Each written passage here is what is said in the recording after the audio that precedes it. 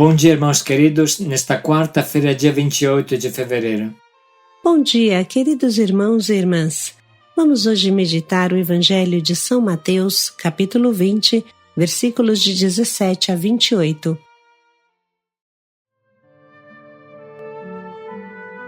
O Filho do Homem será morto.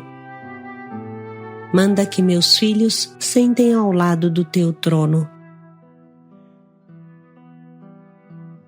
Jesus está subindo a Jerusalém, onde será cruelmente torturado e morto e concluirá sua experiência terrena. E seus discípulos pensam na glória, na fama, no poder. Jesus lhes abre o coração falando do seu fim próximo, e eles pensam na sua própria carreira, passando em cima uns dos outros. Quanta solidão! Quanta amargura Jesus deve ter experimentado naquele momento. Mas, com paciência, ele endireita o pensamento e os desejos dos apóstolos, endereçando-os para o amor gratuito até o dom da vida. O Senhor esteja convosco. Ele está no meio de nós. Proclamação do Evangelho de Jesus Cristo segundo Mateus. Glória a vós, Senhor. Naquele tempo, enquanto Jesus subia para Jerusalém, ele tomou os 12 discípulos à parte e durante a caminhada disse-lhes: Eis que estamos subindo para Jerusalém, e o Filho do Homem será entregue aos sumos sacerdotes e aos mestres da lei. Eles o condenarão à morte e o entregarão aos pagãos para zombarem dele, para flagelá-lo e crucificá-lo, mas no terceiro dia ressuscitará. A mãe dos filhos de Zebedeu aproximou-se de Jesus com seus filhos e ajoelhou-se com a intenção de fazer um pedido. Jesus perguntou: O que tu queres? E ela respondeu: Manda que estes meus 2 filhos se sentem no teu reino, um à tua direita e outro à tua esquerda. Jesus então respondeu-lhes: Não sabeis o que estáis pedindo. Por acaso podeis beber o cálice que eu vou beber? Eles responderam: Podemos. Então Jesus lhes disse: De fato vós bebereis do meu cálice, mas não depende de mim conceder o lugar à minha direita ou à minha esquerda. Meu Pai é quem dará estes lugares àqueles para os quais Ele os preparou. Quando os outros 10 discípulos ouviram isso, ficaram irritados contra os 2 irmãos. Jesus, porém, chamou-os e disse: Vós sabeis que os chefes das nações têm poder sobre elas e os grandes as oprimem. Entre vós não deverá ser assim. Quem quiser tornar-se grande, torne-se vosso servidor. Quem quiser ser o primeiro, seja o vosso servo. Pois o Filho do Homem não veio para ser servido, mas para servir e dar a sua vida como resgate em favor de muitos. Palavra da salvação. Glória a vós, Senhor.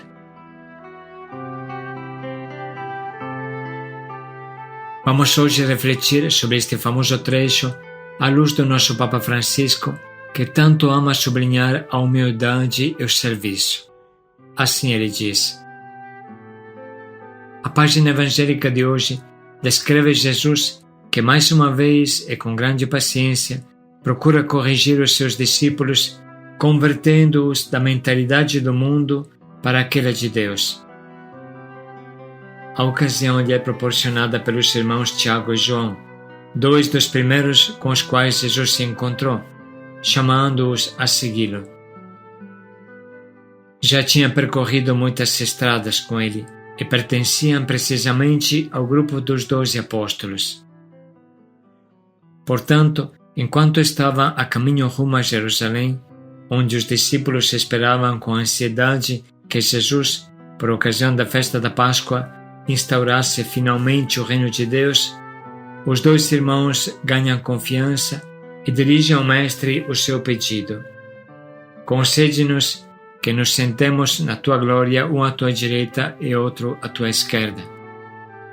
O evangelista Mateus fala que fizeram isso através da mãe deles. Jesus sabe que Tiago e João estão animados pelo grande entusiasmo por ele e por causa do reino, mas sabe também que as suas expectativas e os seus zelos são contaminados pelo espírito do mundo. Portanto, retorquiu: não sabeis o que pedis. E enquanto eles falavam sobre os tronos de glória, no qual se sentara ao lado do Cristo Rei, ele fala de um cálice que deve ser bebido, de um batismo que deve ser recebido, ou seja, da sua paixão e morte. Tiago e João, tendo sempre como objetivo o privilégio almejado, dizem de ímpeto: sim, podemos.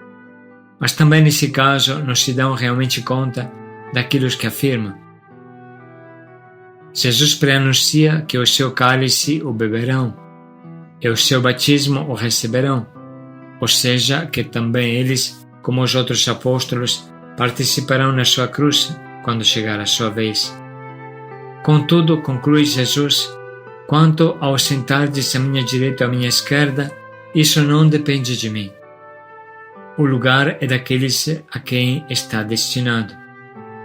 Como se quisesse dizer: agora segui-me e aprendei o caminho do amor em perda, e o Pai Celeste pensará no prêmio. O caminho do amor está sempre a perder, pois amar significa pôr de lado o nosso egoísmo, pôr de lado a nossa autorreferência, o nosso ego, para servir os outros.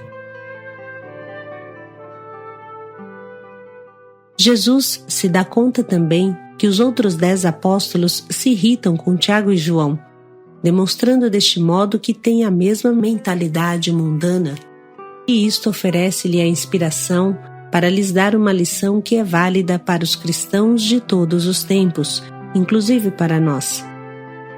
É o seguinte: sabeis que os que são considerados chefes das nações dominam sobre elas, e os seus intendentes exercem poder sobre elas. Entre vós, porém, não será assim. Todo o que quiser tornar-se grande entre vós, seja o vosso servo, e todo o que entre vós quiser ser o primeiro, seja escravo de todos. É a regra do cristão. A mensagem do Mestre é clara. Enquanto os grandes da terra constroem tronos para o próprio poder, Deus escolhe tronos incômodos, a cruz, do qual reinar dando vida. Porque o Filho do Homem não veio para ser servido, mas para servir e dar a sua vida em redenção por muitos. O caminho do serviço é o antídoto mais eficaz contra a doença da busca de primeiros lugares, é o remédio para os carreiristas, que buscam fazer carreira, que buscam sempre os primeiros lugares. Este carreirismo que contagia muitos contextos humanos e não poupa os cristãos, o povo de Deus, nem sequer a hierarquia eclesiástica. Portanto, como discípulos de Cristo, acolhemos este Evangelho como apelo à conversão, para testemunhar com coragem e generosidade uma igreja que se inclina aos pés dos últimos, para servir com amor e simplicidade. Dessa forma se conclui o breve discurso do nosso Papa Francisco, que nos alerta sobre o demônio do carreirismo que estraga a nossa caminhada. Acontece frequentemente que o início de uma caminhada seja melhor do seu meio e da sua conclusão. Por exemplo, uma pessoa recém-convertida se empenha com todas as suas forças para fazer bem o diário. Mas uma pessoa que está na caminhada há tempo acha que não há problema pular alguns dias, algumas semanas, tanto ele é velho de caminhada. Um novo de caminhada sente que deve ser pontual e participar de todos os encontros de formação. Um velho sempre arruma desculpa para chegar atrasado, sair antes ou até pular porque tem um compromisso. Parece que a grandeza consiste em não fazer o nosso dever, ser diferentes. O carreirismo faz apodrecer qualquer coisa, esvazia a vida de qualquer pessoa. Jesus nos ensina que o caminho da subida, da ascensão, não é o carreirismo, mas o amor, a entrega total. Jesus sobe sim, mas para Jerusalém. Sobe na cruz, não no trono real. Os apóstolos, em especial, Tiago e João, os filhos de Zebedeu, querem subir de forma diferente. Querem sentar-se um à direita e outro à esquerda de Jesus. É a mãe que pede esse tipo de honra, esse tipo de subida para os filhos. Trata-se da subida oposta à de Jesus. Jesus sobe para a cruz e eles querem subir para o trono, para a honra, para o sucesso, para as riquezas, para a fama. É o contrário da subida de Jesus.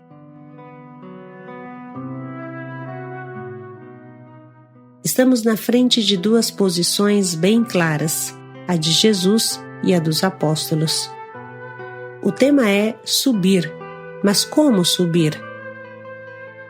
Para Jesus, subir é se entregar e ser entregue. Subir é ser condenado à morte. Subir é ser zombado, flagelado, crucificado. Para Jesus, ser elevado significa ser elevado na cruz, enquanto para Tiago e João, ser elevado significa ser colocados em cima de um pedestal. Não entendem que o único pedestal possível para um cristão é a cruz.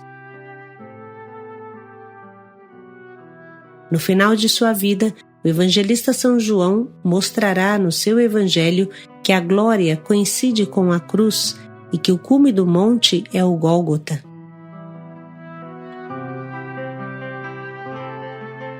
Para os apóstolos, subir é buscar o primeiro lugar. Subir é se tornar primeiros ministros do reino. Subir é fazer como o mundo faz, ser grandes, oprimir os outros, deixar Deus de lado. Os filhos de Zebedeu fazem algo muito grave. Querem passar a perna nos outros 10 e ganhar a primeira posição. Imaginem que tipo de fraternidade existia entre eles. É duro o caminho para se tornar irmãos. Os outros 10 não ficam para trás, se sentem ofendidos, traídos, ficam irritados e zangados e não deixam por menos. É Jesus do outro lado, sozinho, mostrando o verdadeiro modo de subir, mostrando qual é o verdadeiro cálice do reino.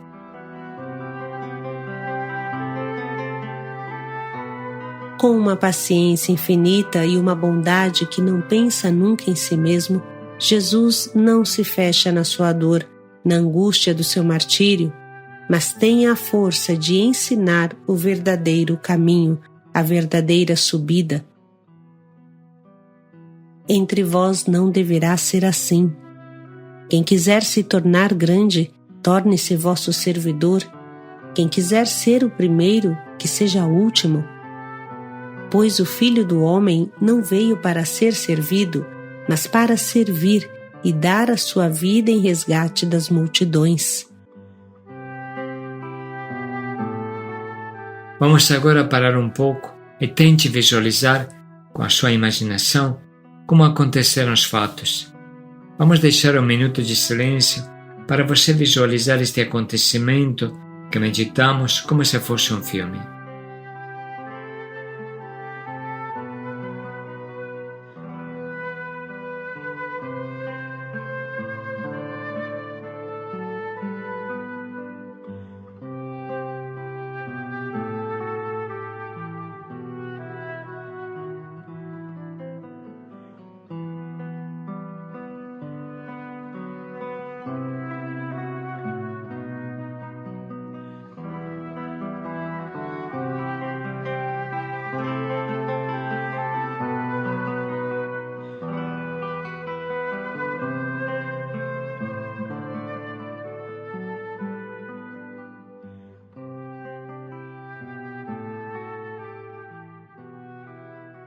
E agora vamos ouvir novamente esse trecho que abre um caminho novo para a nossa vida. Naquele tempo, enquanto Jesus subia para Jerusalém, ele tomou os 12 discípulos à parte e durante a caminhada disse-lhes: Eis que estamos subindo para Jerusalém, e o Filho do Homem será entregue aos sumos sacerdotes e aos mestres da lei. Eles o condenarão à morte e o entregarão aos pagãos para zombarem dele, para flagelá-lo e crucificá-lo, mas no terceiro dia ressuscitará. A mãe dos filhos de Zebedeu aproximou-se de Jesus com seus filhos e ajoelhou-se com a intenção de fazer um pedido. Jesus perguntou: O que tu queres? E ela respondeu: Manda que estes meus 2 filhos se sentem no teu reino, um à tua direita e outro à tua esquerda. Jesus então respondeu-lhes: Não sabeis o que estáis pedindo. Por acaso podeis beber o cálice que eu vou beber? Eles responderam: Podemos. Então Jesus lhes disse: De fato vós bebereis do meu cálice, mas não depende de mim conceder o lugar à minha direita ou à minha esquerda. Meu Pai é quem dará estes lugares àqueles para os quais Ele os preparou. Quando os outros 10 discípulos ouviram isso, ficaram irritados contra os 2 irmãos. Jesus, porém, chamou-os e disse: Vós sabeis que os chefes das nações têm poder sobre elas e os grandes as oprimem. Entre vós não deverá ser assim. Quem quiser tornar-se grande, torne-se vosso servidor. Quem quiser ser o primeiro, seja o vosso servo. Pois o Filho do Homem não veio para ser servido, mas para servir e dar a sua vida como resgate em favor de muitos.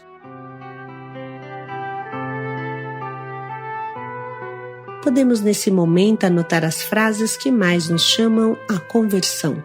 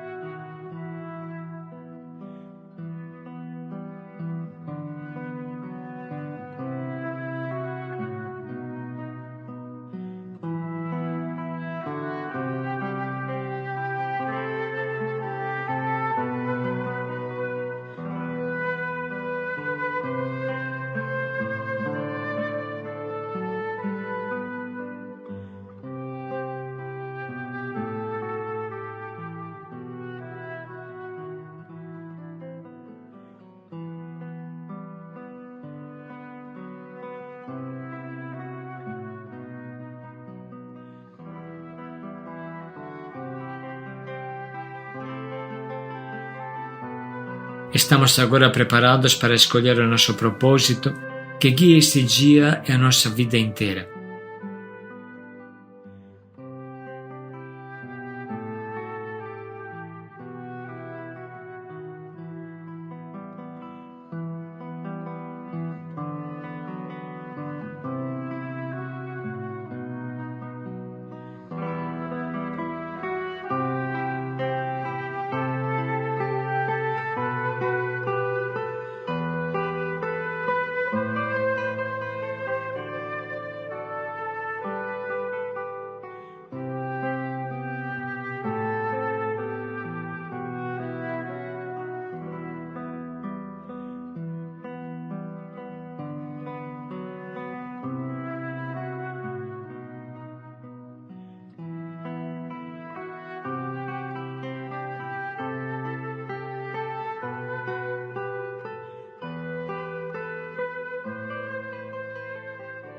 Vamos meditar mais um pouco para pensar bem em como colocaremos em prática o nosso propósito.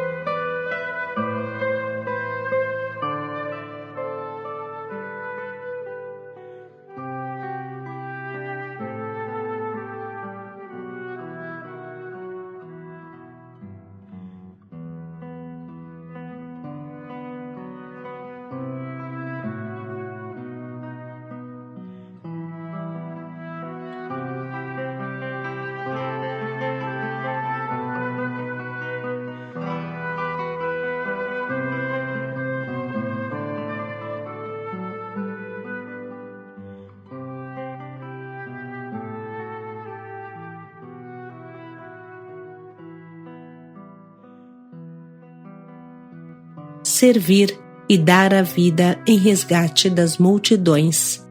Paz e alegria a todos. O maior seja aquele que serve. Paz e alegria a todos.